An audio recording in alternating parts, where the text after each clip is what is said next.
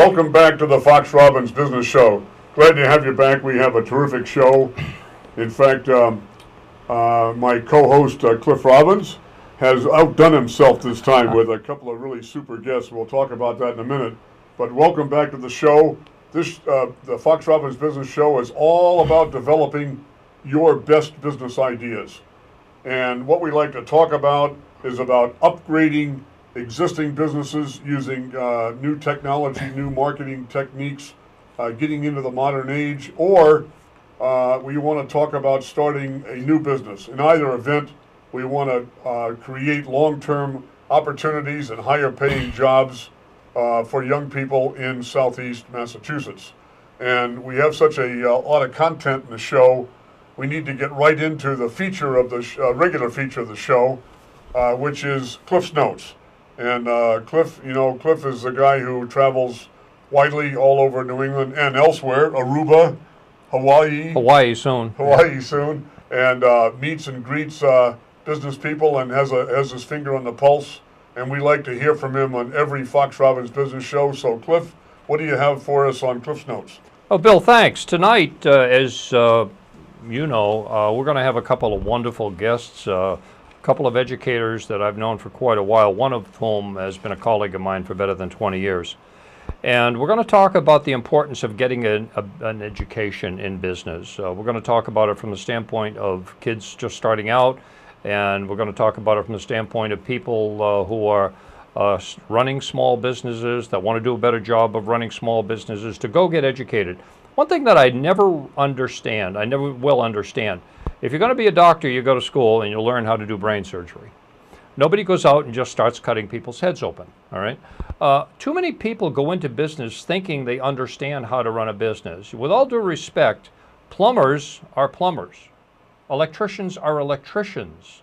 People who write software are very competent, probably, at writing software. But there's a huge leap of faith that has to be taken when you think you know everything else about starting and operating a business. That's why 4 out of 5 fail within 5 years, because it's a whole new ball game when you get out there and run a business. About 20 years ago, Bill, you and I both know that Michael Gerber introduced this book called The E-Myth. And the E-Myth is talking about the myth of entrepreneurship, that just because you have a technical skill, you can go ahead, start your own business. Certainly you can, but there's a lot more to doing it than just the technical skill of being a plumber or being an electrician or being a carpenter or being able to write software or being able to write pies. I've said this many, many times. Just because you eat doesn't mean you know how to run a restaurant, okay? It's just that simple. Now, we're going to talk tonight about the importance of education, but some of the things that are brought up in the book here are the fact that just because you do have this technical skill, you really need to know how to manage a business, how to market your products and services so that you do get customers. You need to work on the business in Michael Gerber's vernacular. You need to work on it, not just in it. And those are some of the important issues we're going to talk about.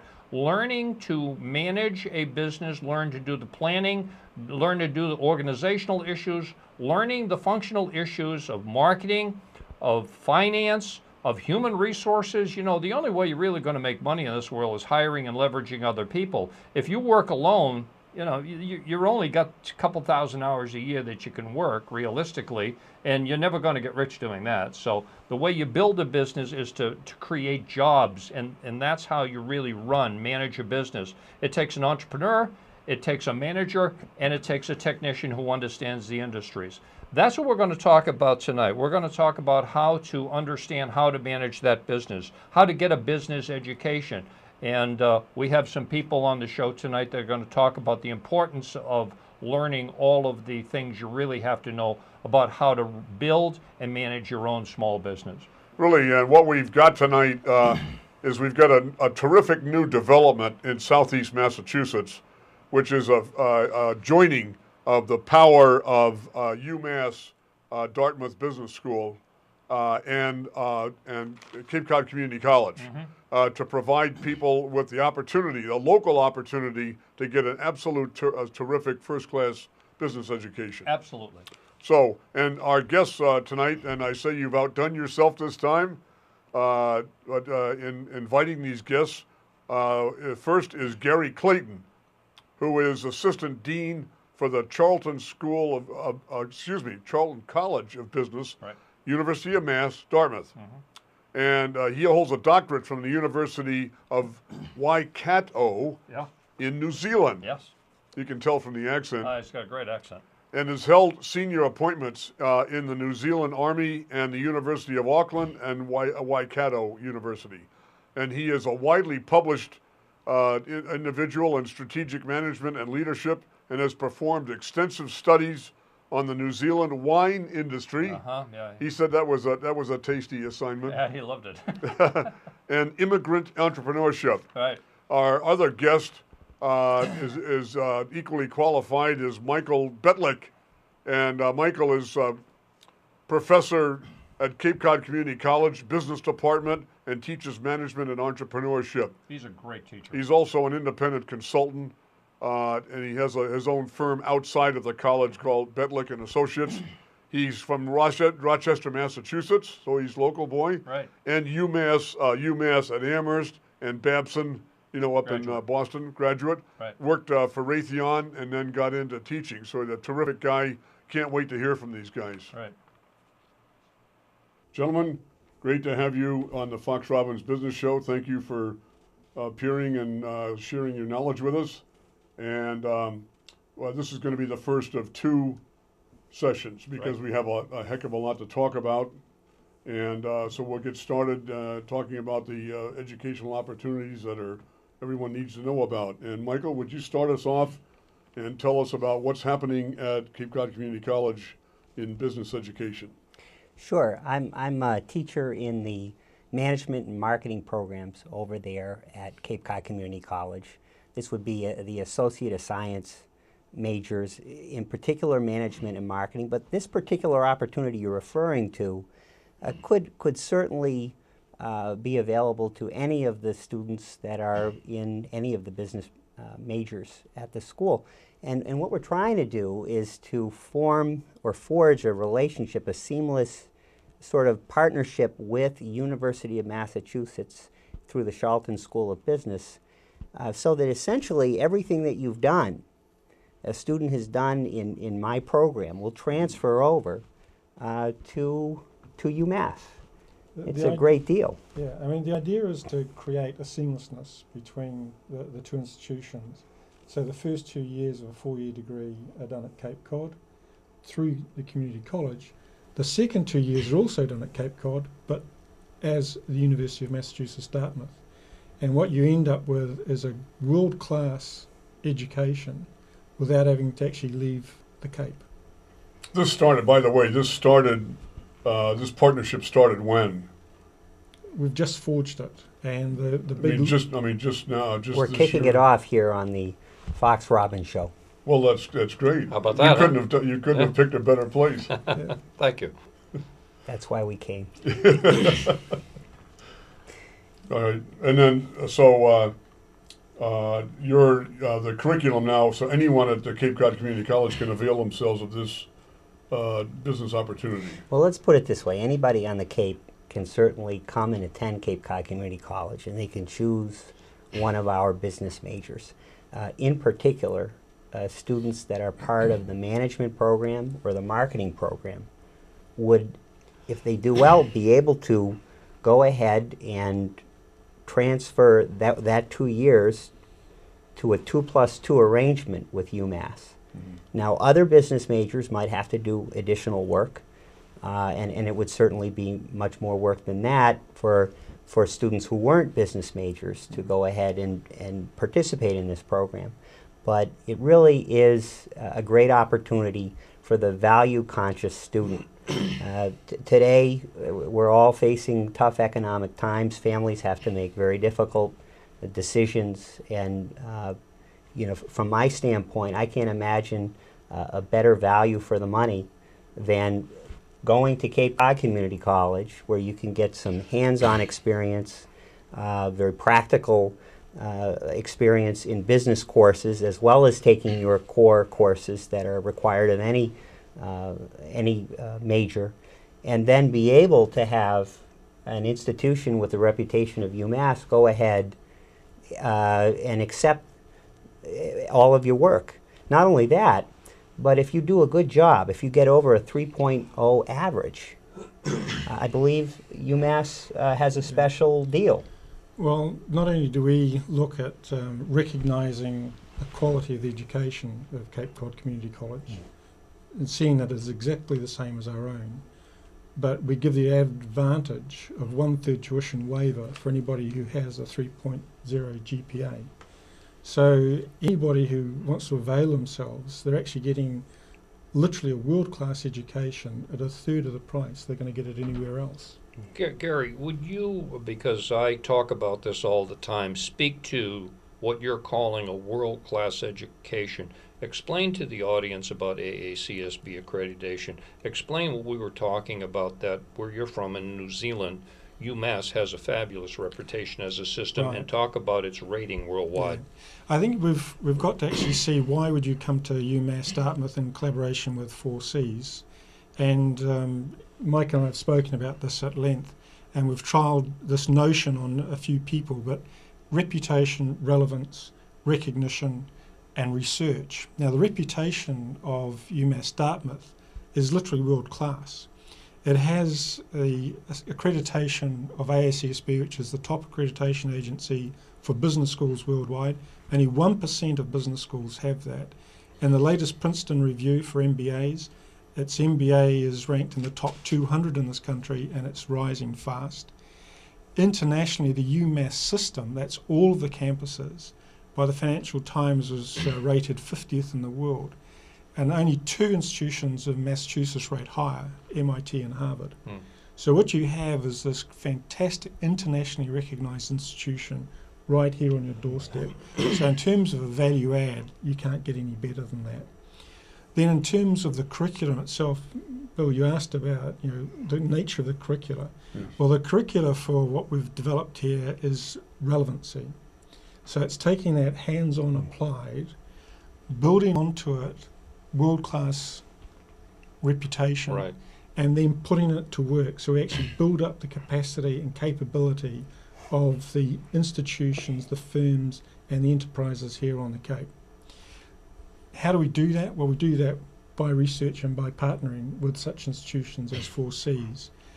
And then we've got this whole notion of this recognition. So it's not only recognition of the 4Cs, but it's recognising that we have a role in this community to help that capacity building. Both public institutions. Absolutely. Yep. Well, that's the thing, that on the Fox Robbins show, Cliff and I talk a lot about encouraging the upgrade of existing businesses to get modernized and get into the new world and new technology and new marketing techniques, or in starting up new businesses. We talk a lot about that. In fact, that's really the foundation One of of the this show. focuses. And the time was that you went to business school so that you could go on to work for General Motors, or you could go to Wall Street and work for Lehman Brothers. Right.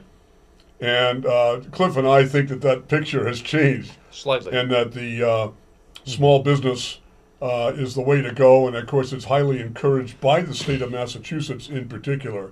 And this new union now means that students on the Cape can avail themselves of a world-class education, which is fantastic. And it also means that, Cliff, that employers should know about this, because that means availability of talent to come on board and help grow an existing business or even start up a new one. True? Yeah, absolutely correct. I was at a party at UMass Dartmouth, and the owner of a good-sized company and I were speaking, and he said his daughter wanted to go to a good business school, but she really wasn't comfortable leaving, the New Bedford, Fall River area. And I said, well, you're standing at a world-class business institution. And he said, what do you mean? And I explained the AACSB accreditation and the importance of it, and the fact that I think the locals don't realize what a jewel they have right here. In New Zealand, they recognize it.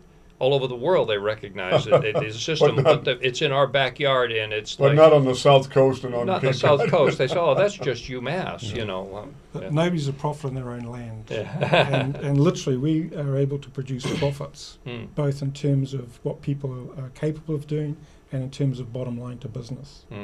So you talk about economic development, and what we know now is that it's all about an education race. It's the prepared mind that can see opportunities. Right. And what our business is about is preparing minds. Absolutely. So they can see and seize opportunities. And it is the people who are aware, who do have the good education, that can go out, seize an opportunity, and quite frankly, as I've been preaching also out in the field, it's these small business people that are going to turn this economy around. The very smart, hardworking, new ideas, people who are impassioned about doing something in the business world, not the General Motors and the Lehman Brothers, as you say, but you need to get a good solid foundation on which to understand all of those functional specialties that I'm talking about all the time: marketing, management, human resources, operational issues, and yes, folks, the financial picture. You really need to have to understand all of those functional issues to run a successful small business. And at UMass Dartmouth, at 4Cs, you're able to get the kind of education you need to go ahead and build a world-class institution like a business. You know, from a student standpoint, whether you're a high school student that's coming out and mom and dad say you have to go and do something, or whether you're somebody on the rebound because you've lost your job, in either of those cases, and many cases in between, it's very difficult to kind of figure out, well, what should I do? My case for business would be 4/5 or 80% of all people end up working in some kind of a business situation. And it's not that business is boring, it's just that there are boring businesses to you or whoever it is that's trying to make that decision. So I guess where I'm coming from is try to figure out what you're passionate about and what you're excited about, and try to go after it, and realize that if you don't know what to do, at least do something. Move from point A to point B. Maybe you won't like point B, but at least when you get there, you'll have more data, you'll have more information. You'll be able to evaluate it. Now, there's one thing I wouldn't let you on this show without wanting to throw a curveball at you. Uh-oh. And one of the favorite topics, Cliff, that we haven't talked a lot about, a little bit, is that not-for-profit organizations are also a business, or need to have employ good sound business skills. True? Absolutely. I mean, not One of your favorite topics. Absolutely. Not-for-profits have been traditionally standing there doing this. Well, a lot of that has gone away, and so they better be entrepreneurial. They better be, good people at marketing, whatever it is they're doing, at managing the lower budgets that they're constrained with. They've got to be good business people. Cash flow is important to them too. Well, to Cash you, flow's important to Mike everybody. and Gerry, that's what I mentioned it. One of the things is that the Cape has something well over 2,000 not-for-profit organizations, all from a single individual up to some very substantial organizations. Absolutely. And I just bring it up, and I wonder if in the curriculum, in your thinking, that idea that don't push aside not-for-profit organizations. That's just a technical structure. Right. They still need to be run in a business-like way. Do you guys have that in mind? Is this part of your thinking? Well, they're in the classrooms, and they're taking the courses alongside the people in the for-profit ventures and government agencies and so forth. And regardless of whether it's a for-profit, a non-profit, or a government agency, whatever you're doing has to be sustainable. This is a word that has appeared on the the Fox Robbins show, and I guess I'd like to try to meld two words, two themes, sustainability and entrepreneurship. The concept of starting things up, and I do like your notion that you've talked about, that okay, maybe businesses are going under, but there is real opportunity for people in our region. I'm talking about southeastern Mass, who are passionate, who really care about what they're doing, and are willing to cover the bases. There are real for-profit and non-profit opportunities. One way of looking at it right off the bat is if all sorts of firms are going under, if you're the last person standing, and if you really are determined, there are great opportunities know right what you're now to doing. clean up. I don't know if I ever told this story on the show, but I know I've told it to you before, that Melinda Ailes, who's the regional director of the MSBDC, she was on one of our shows. Oh, yes. And I went to her last year sometime, and I said to her, you know, I've built small businesses of my own. I see huge opportunities out there, and I may not work for the SBDC next year, because I was speaking to her last year. And I said, I think I may not sign a contract next year. I think I'd like to go out and look for a business to start or buy, because I see huge opportunities out there to make a success, and I'd like to do it one more time. And I think I told you, Billy, she said the nicest thing to me. She said, if you leave me, I'll kill you. Oh, that's very nice. I think that's a nice thing to say, but point being, there are opportunities in this market. If you know what you're doing, if you know how to... Let's talk about that knowing what you're doing, though. There are two things I'd like to just speak to. There's industry-specific knowledge. Right. And then there's general business knowledge. Right. And I think what Gerry and I are here to talk about is we have a phenomenal opportunity to give you that general business background. Which and applies to it. every business. Absolutely. It's the basic. But that does not negate this issue that whatever it is that you're passionate about, Right. you have to have that industry-specific product or service knowledge. And Right. and that's whether you're in a nonprofit or a for-profit. It doesn't Absolutely. matter. You have to know what you're doing. You have to care about what you're doing. Just to reiterate, business is both a science and an art. Right. And so you have this notion of the scientific principles are the same, whether it's for profit or non. It's the proper use of resources available, be they human, financial, or whatever. And it's how you produce something for others to benefit from. But how you apply it is the art. And then that is specific to the industry or the nature of that industry, be it profit or non-profit. And what we do in terms of the curricula is provide you with the scientific knowledge and then get you to apply it to your industry, either in terms of assignments or projects or field studies. And so it's that wonderful bridging between the theory and the practice, which is what we're about. We're providing that bridge. I tell people at commencement, I say, we call it a commencement for a reason, because this isn't the end. This is a beginning. Now you speak the language. You understand the science. Now you're going to go out and practice the art of managing a business, financing a business, marketing your business, creating customers. We've taught you the science here. You've got your MBA, you've got your BSBA.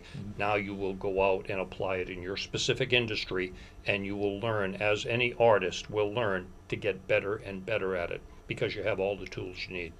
You know, one of the things about, there's a catch-22 here with this whole experience piece. And I'd like to try to differentiate this partnership from the traditional way of going about it. Usually what happens when you, say, get an undergraduate business degree is there's a real focus on getting the core content out of the way. The problem, or the catch-22 with that, is that a lot of students, how would they know that they would want to go into something like management or finance or marketing or accounting or economics if they haven't had a taste of those courses thus far? One of the great things I think about this partnership is that in my program you can go ahead and get a little bit of accounting, a little bit of marketing, a little bit of finance, a little bit of human resource management, and go out and get yourself an internship before you leave Cape Cod Community College.